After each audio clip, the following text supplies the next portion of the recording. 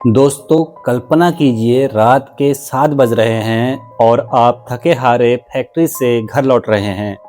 तभी अचानक एक लग्जरी सफ़ेद कार आके रुकती है।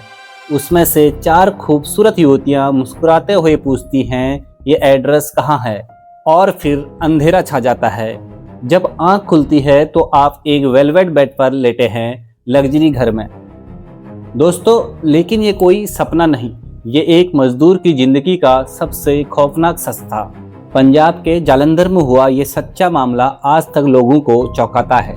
क्या 4 अमीर लड़कियों ने सच में एक गरीब मजदूर को अगवा करके उसके साथ वो सब किया जो आम तौर पर उल्टा होता है?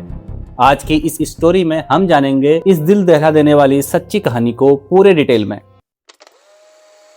नमस्कार दोस्तों, मैं हूं आपका होस्ट सुरेंद्र। दोस्तों नवंबर 2022 की शाम थी।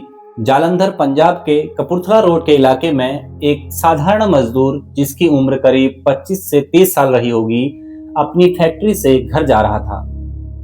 वो चमड़े की फैक्ट्री में काम करता था, गरीब परिवार से था, मेहनत करके पेट पालता था। अभी उसका नाम हम सुरक्षा के लिहाज से यहाँ गोपनीय रखेंगे।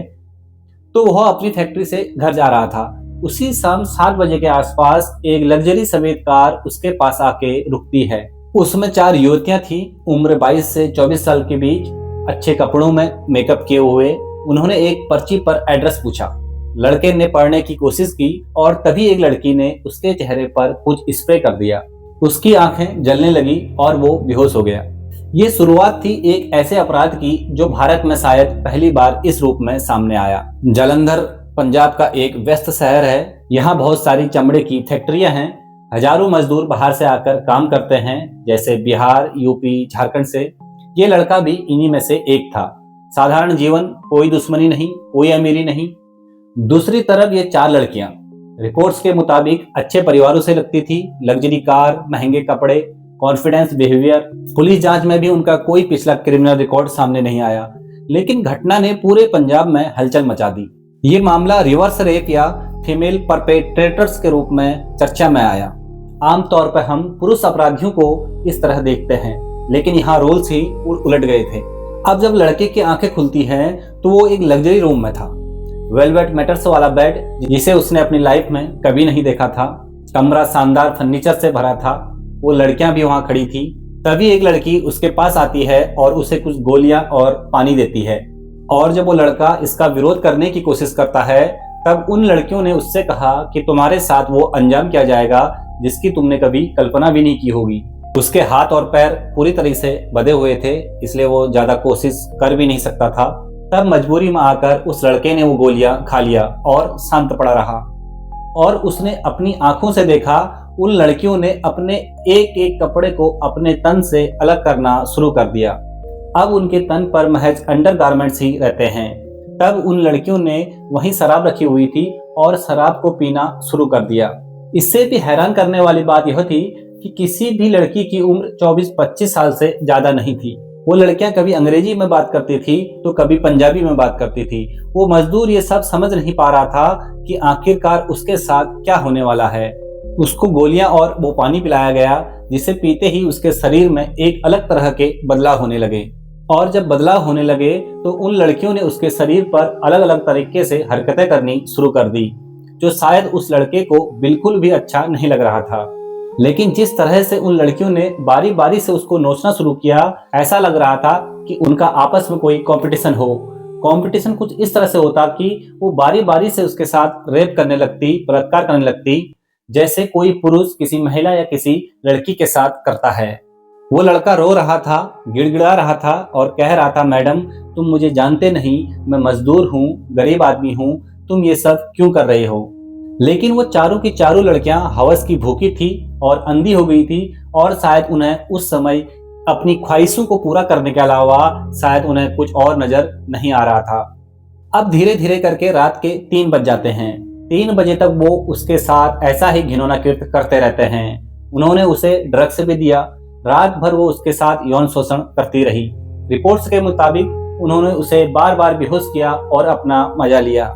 सुबह होने से पहले उन्होंने उसे फिर से बेहोश किया, आंखों पर पट्टी बांधी, हाथ बांधे और उसको उसी जगह, उसी इलाके के आसपास फेंक देते हैं। जब उसे होश आता है तो वह बेहद परेशान हालत में था। कपड़े फटे हुए थे और शरीर पर निशान थे। अगले दिन वो लड़का सीधा थाने पहुंचता है और थाने जाने के बाद अपनी आपबीती, अपनी परेशानी इससे पहले कि वो बताने की कोशिश करता, थाने के बाहर से ही वो लड़का वापस लौट आता है। क्योंकि वो गरीब आदमी था, वो यह सोचता है कि शायद पुलिस इस मामले में कोई कार्रवाई करे या ना करे। अब ये लड़का अपने घर आ जाता है और घर जाने के बाद अपनी आपबीती, अपनी रात की सारी बातें अपने घर वालों को बताता है। यही बात उसके घर वालों के माध्यम से बाद में मीडिया तक पहुंचती है और जब लोगों को यह पता चलता है कि 4 बड़े घर की लड़कियों ने एक मजदूर के साथ रेप किया, बलात्कार किया, वो भी रात 9 बजे से शुरू होकर 3 बजे तक वो उसके साथ ऐसा करते रहे। साथ ही उन्होंने जिस तरह का स्प्रे, जिस तरह की चीजें उस पर यूज करी, यह सब जानकर सब लोग शौक में थे। उन लड़कियों ने अपनी हवस तो पूरी कर ली, लेकिन यह बात जब अखबारों में छप जाती है तब जालंधर पुलिस और पंजाब पुलिस हरकत में आती है और उन लड़कियों की तलाश में जुट जाती है। उस इलाके में जितनी भी सीसीटीवी कैमरे थे सबको खंगालना शुरू करती है ताकि सफेद कार के बारे में पता चल सके।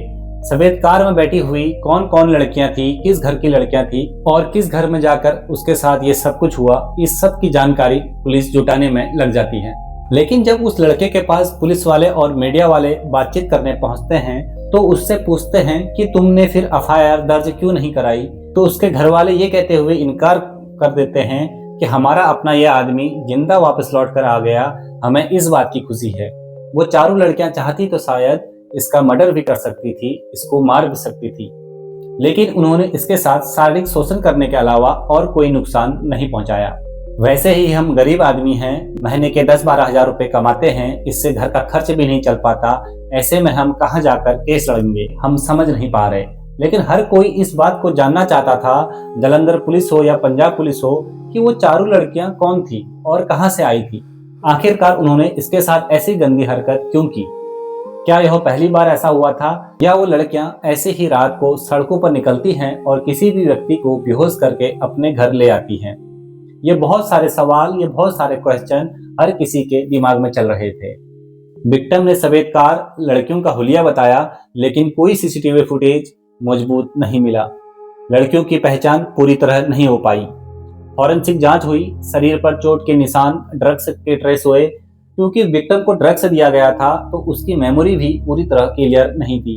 ये केस काफी चर्चित हुआ, लेकिन कन्विक्शन तक पहुंचा या नहीं इसकी पुष्टि बाद की रिपोर्ट में कम है। कई लोग इसे डाउटफुल मानते हैं, जबकि विक्टिम अपनी बात पर अडिग रहा। आम धारणा के उलट यहाँ महिलाएं अपराधी हैं। ये केस सोसाइटी को सोचने पर मजबूर करता है कि क्राइम जेंडर न्यूट्रल हो सकता है। पुलिस ने अपनी जांच जारी रखी, लेकिन मुख्य आरोपी गिरफ्तार होने की पक्की खबर नहीं मिली। विक्टिम ने अपनी कहानी मीडिया को बताई, जिससे पूरे देश में बहस छिड़ गई। लोग मजाक भी उड़ाने लगे, जैसे मैं भी मजदूर बनूंगा, इस टाइप की बातें करने लगे। लेकिन इस बार गंभीरता से मेल सेक्सुअल असॉल्ट को डिस्कस किया गया। विक्टिम की जिंदगी इससे बुरी तरह प्रभावित हुई। ट्रॉमा, समाज की नजर, काम पर वापसी मुश्किल। दोस्तों, ये कहानी हमें सिखाती है कि क्राइम किसी एक जेंडर तक सीमित नहीं है। सतर्क रहें, मदद करें और रिपोर्ट करें। अगर आपको ये स्टोरी पसंद आई तो लाइक, शेयर और सब्सक्राइब जरूर करें। कमेंट में बताएं आपको ये घटना सच लगती है या नहीं। अगली वीडियो में मिलते हैं एक और शॉकिंग ट्रू क्राइम के साथ। Stay safe. जय हिंद।